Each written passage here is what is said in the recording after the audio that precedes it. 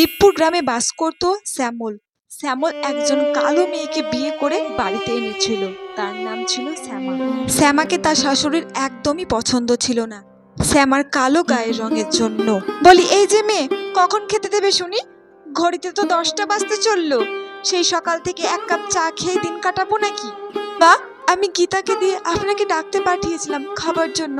আপনি নাকি ওকে বলেছেন যে আপনি এখন খাবার খাবেন না, সেই জন্য আমি আর কিছু বলিনি। এই শোনো, তোমাকে না আমার মুখে মুখে তর্ক করতে বলিনি, বুঝেছো? আর তোমাকে কতদিন বলতে হবে তুমি আমাকে মা বলে ডাকবে না?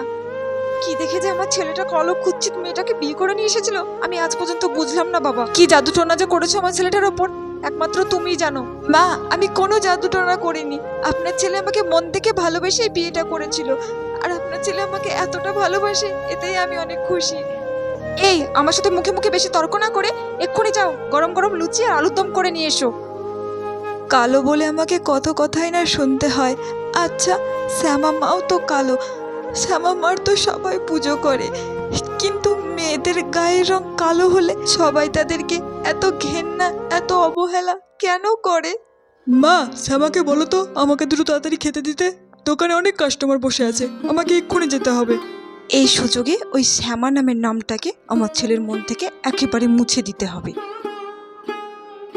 শ্যামা, শ্যামা, এদিকে একটু শুনে যাও তো।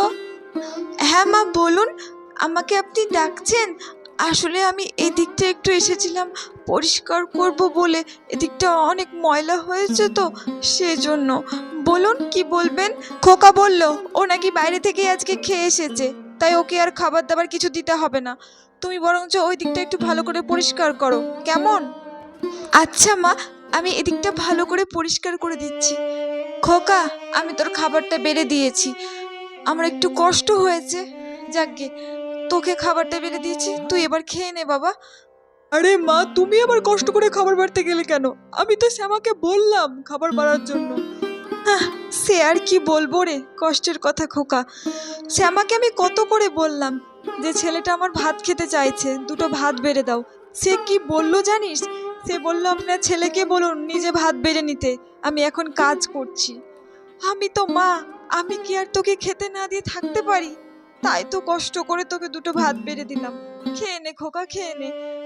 হ্যাঁ, শ্যামা শ্যামা এই কথা বলতে পারলো মা? তুমি খাওনি বলে আমিও না খেয়ে বসেছিলাম।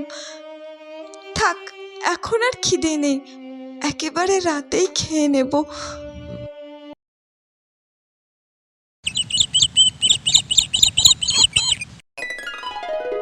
শোনো, আজ থেকে গীতাকে আমি কাজ থেকে ছাড়িয়ে দিয়েছি, তাই আজ থেকে বাড়ির সমস্ত কাজ তোমাকে একাই করতে হবে। ঘর মোছা, বাসন মাজা, কাপড় কাচা, রান্না বান্না, গরুকে খেতে দেওয়া, সব কাজ তোমাকে একাই করতে হবে।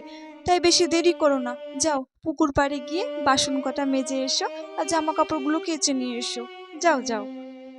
আচ্ছা মা, আমি এখনই গিয়ে সব কাজ সেরে নিচ্ছি। ওই কাপড় আর বাসন মাজতে গিয়ে পুকুর পাড়ে সূর্যের তাপে ওর কালো মুখটা আরো কালো হয়ে যাবে।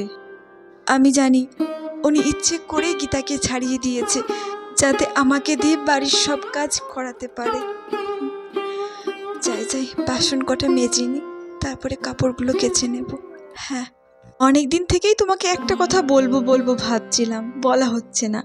বলছি যে আমাকে একটা ভালো লিপস্টিক আর একটা নেল পলিশ এনে দেবে গো। আমার না লিপস্টিক আর নেল পলিশটা শেষ হয়ে গেছে। তোমার যা রূপের ছিঁড়ে, তাতে লিপস্টিক আর নেল পলিশ পরতে হবে না। যা আছো তাই থাকো, বুঝেছো? সংসার করতে এসে অনেক কষ্ট সহ্য করে চলেছি, ভেবেছিলাম তোমার কাছে এসে অন্তত একটু মানসিক শান্তি পাবো, কিন্তু তুমিও শেষে আমাকে এইরকম ভাবে কথা শোনাচ্ছ। হ্যাঁ, শোনাচ্ছি, তোমার ব্যবহারে শোনাচ্ছি। দূর হয়ে যাও আমার চোখের সামনে থেকে। থাকবো না, আমি আর এই সংসারে আর থাকবো না। যখন কেউ আমাকে দু চোখে দেখতে পারে না, আমি কেন এই সংসারে থাকবো? আমি চলে যাব, আমি অনেক দূরে চলে যাব, যেদিকে দু চোখ যায় আমি চলে যাব। কথায় আছে, আপনের থেকে পর ভালো আর পরের থেকে জঙ্গল।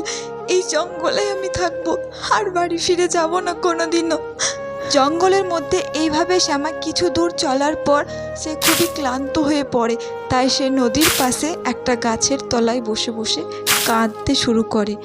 সে সময় তার সাথে একটা পরীর দেখা হয়। কেউ কি নেই যে আমার এই কষ্টটাকে ঘোচাবে?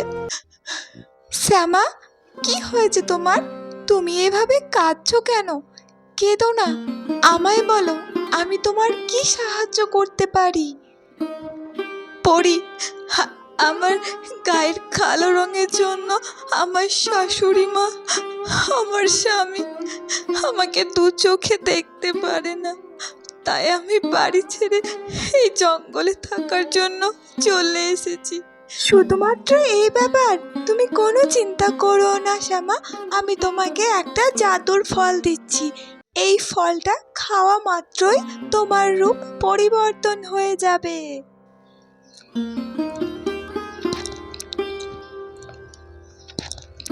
এ কি, এ তো জাদু ফল!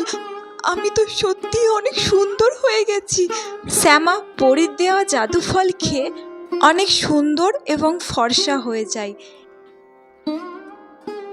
শ্যামা যখন বাড়িতে আসে তখন তার এই রূপ দেখে তার স্বামী শ্যামল একদমই চমকে যায়। কে তুমি?